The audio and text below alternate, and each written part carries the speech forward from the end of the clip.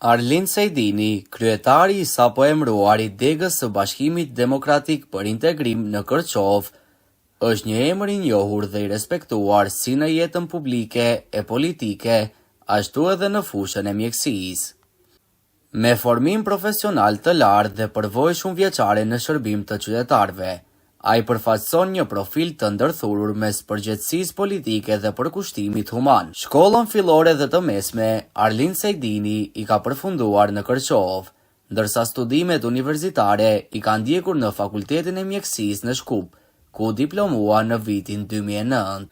Pas përfundimit të studimeve në vitin 2011, ai u punësua në Spitalin e Përgjithshëm të Kërçovës, duke filluar kështu rrugtimin e tij profesional në shërbim të pacientëve të këtij rajoni. Në vitin 2016, doktor Arlind Sejdini përfundoi specializimin për smundjet e brendshme, duke fituar titullin specialist internist. Ambicia për avancim të mëtejshëm profesional dhe dëshira për të kontribuar aty ku kishte mungesë të madhe kuadri e orientuan atë drejt fushës së kardiologjisë. Në vitin 2023, kur në Fakultetin e Mjekësisë në Shkup me sukses maksimal mbrojti temën në fushën e kardiologjisë dhe fitoi titullin subspecialist kardiolog. Me këtë arritje, Kërçova për herë të parë fitoi një specialist të kësaj fushe jetike.